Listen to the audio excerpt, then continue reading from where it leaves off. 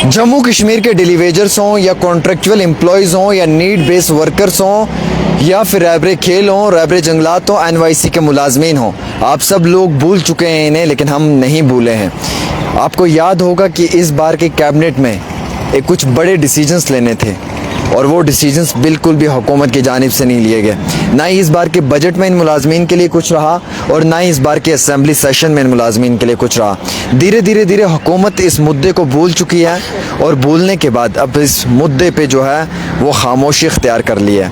लेकिन हम सब लोग आज भी इस चीज़ से वाकिफ़ हैं कि जम्मू कश्मीर के अंदर डेली वेजर्स या contractual employees, need based workers या एनवाईसी, रैबरे खेल, हाउस, हॉस्पिटल डेवलपमेंट फ़ंड के अधिकारी या अन्य मुलाजमीन जो हैं वो मुश्किलात से जूझ रहे हैं। बॉर्डर पे इतनी शेलिंग हुई है कि आम शहरियों के घरों का काफ़ी नुकसान हुआ है।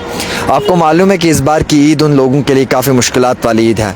ना ही अभी उनके घरों को तैयार किया गया है, ना ही कोई बड़ा मुआवजा उनके हाथ में अभी तक दिया गया है जिसकी वजह से वो लोग अपने घरों को रिपेयर करना शुरू करें। हम हुकूमत से मुतबाना गुजारिश करना चाहेंगे कि इस समय इन लोगों के इन मुद्दों के ऊपर बात करना इंतहाई बहुत ज़रूरी है। चापलूसी से बेहतर है अपने काम को छोड़ देना, और अगर काम करना है तो फिर अदल और इंसाफ के लिए काम करना है। मुझे बहुत तकलीफ़ होती है जब मैं देखता हूँ कि आज के इस ज़माने में एक डेली वेजर का बच्चा पढ़ाई नहीं कर रहा है। मुझे एक एसपीओ मिला, वो रोने लगा, वो कहने लगा भाई साहब मैं अपने बच्चे को नहीं पढ़ा पा रहा हूँ।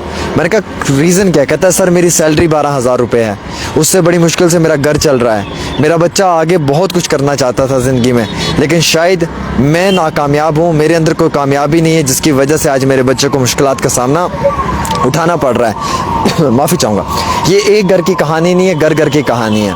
ये एक मेरी और आपकी कहानी नहीं है, बल्कि ये हज़ारों ऐसे घरों की कहानी है। हकीकत तो ये है कि जनाब आज के वक्त में इन सभी मुलाजमीन को काफ़ी मुश्किलात का सामना उठाना पड़ रहा है, और उससे बड़ी हकीकत यह है कि ये सारे मुलाजमीन काफ़ी मुश्किल में हैं। अब आप देखिए एसपीओज़ की क्या हालत है, दिन रात जॉब करते हैं। आप चले जाएँ, हर नाके पे आपको एक एसपीओ मिलेगा, दिन को भी रात को भी। अब जब इनकी ड्यूटी की बारी आती है तो ये बड़ी ईमानदारी से काम करते हैं। जब सैलरी की बारी आती है टाइम पे सैलरी नहीं मिलती है। उससे बड़ी अफसोस की बात यह कि इनको सैलरी के साथ साथ एक अलाउंस मिलता है वर्दी के लिए, यूनिफॉर्म के लिए, वो भी इन्हें उतना नहीं मिलता है जिससे ये अपनी पूरी वर्दी तैयार कर पाएँ। ये हालात हैं। अब जब मैं सच बोलना शुरू करता हूँ ना, तो आपका काम है कि वीडियो को शेयर करना शुरू कर देना, क्योंकि इसमें आपका फ़ायदा है। पिछले कई सालों से SC ST के बच्चों के स्कॉलरशिप्स नहीं आए हैं। ये हालात पहुँच चुके हैं। पिछले कई समय से जो है वो एक आम अधिकारी की मुलाजमत में जो है वो इजाफा नहीं हुआ है। रिजर्वेशन एंड प्रमोशन का मसला ऐसे है। रिजर्वेशन एंड प्रमोशन के लिए मुलाजमीन जो है वो आज भी दर दर की ठोकरें खा रहे हैं। कई सारे पुराने मुलाजमीन हैं जिन्हें आज एक अच्छी जगह पे ट्रांसफ़र के बाद पोस्टिंग नहीं मिलती है। सिफारिश पे हर मुलाजिम को एक अच्छी पोस्टिंग मिल जाती है, बिना सिफारिश के नहीं मिलती है। आप देख लें कितने ज़्यादा AEE एग्ज़ाम की ट्रांसफ़र होती है, प्रिंसिपल टीचर्स की होती है। जिन जिनकी सिफारिश होती है उन्हें बेस्ट लोकेशंस मिलती हैं, उन्हें प्राइम पोस्टिंग्स मिलती हैं। जिनकी सिफारिश नहीं है वो बेचारे कई सालों से एक ही जगह बैठे हुए हैं, वो उसी मुश्किलात की ज़िंदगी में जूझ रहे हैं। ये हकीकत है, ये एक सिस्टम का सच है जो मैं आपके साथ शेयर कर रहा हूँ। ये इस सिस्टम की एक हकीकत है जो मैं आपको बताने की कोशिश कर रहा हूँ। ये वो फैक्ट्स हैं जिनके ऊपर आपको एतबार और यकीन करना बहुत ज़रूरी है। आपको मालूम है कि बॉर्डर पे कितनी शेलिंग हो रही है, कितनी ज़्यादा शेलिंग हो रही है, और वहाँ के लोग क्या ईद करेंगे इस बार, क्योंकि हुकूमत की तरफ से सिर्फ कहने को कंपनसेशन दिया गया है। अभी तक उन लोगों के हाथ में कितना कंपनसेशन आया है इसकी कोई मालूमात नहीं है। उनके घर उजड़ चुके हैं, उनकी इमारतें मलबे में ढह चुकी हैं। वहाँ पे एक मलबा ही आपको नज़र आएगा, उसके सिवा कुछ नहीं आएगा। अब गुर्बत भी उन लोगों पे काफ़ी ज़्यादा है। हालात ऐसे हैं कि हम लोगों को फ़र्ज़ बनता है उनकी मदद करना, और उससे इम्पॉर्टेंट ये है कि आज के वक्त में इन अधिकारियों के लिए सरकार को चाहिए कि किसी भी तरीके से कोई बड़ा फ़ैसला लिया जाए।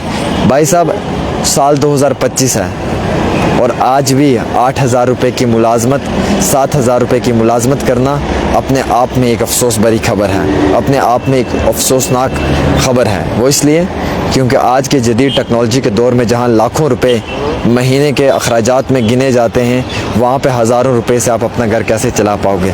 फिर सोचो इन डेली वेजर्स पे कितना जुल्म है, SPOs पे कितना जुल्म है, और बाकी कॉन्ट्रेक्चुअल मुलाजमीन पे कितना जुल्म है। ये लोग खुद अपने मुद्दे को भूल चुके हैं, ये लोग खुद अपने इशू को भूल चुके हैं, लेकिन मैं नहीं भूला हूँ। मैंने वादा किया था कि मैं वक्तन फ़वक्तन आपके मुद्दे पे बात करता रहूँगा। बेशक मैं करता रहूँगा, लेकिन आपका फ़र्ज़ भी बनता है कि आप अपने मुद्दे पे खुद बात करें, आवाज़ उठाएं। हुकूमत को बने हुए 6 महीने से ज़्यादा का वक्त हो चुका है, अभी तक भी एक बड़ा मेजर डिसीजन आप लोगों के लिए नहीं लिया गया है। फिर हुकूमत कब ये डिसीजन लेगी? फिर कब आप लोगों को जो है वो मुलाजमत दी जाएगी? कई सारे डेलीवेजर तो इस साल मुझे लगता है रिटायर हो जाएंगे। कई सारे डेलीवेजर्स की तो आधी उम्र गुजर चुकी है, अभी भी उन्हें अदल और इंसाफ नहीं मिला है। क्या हम ये माने कि हुकूमत नाकामयाब है, इसलिए हुकूमत का अपना एक मापदंड है जिसमें एक आम इंसान को जो है वो पीसा जा रहा है? अगर मैं सच कह रहा हूँ तो इस वीडियो को ज़रूर शेयर करें।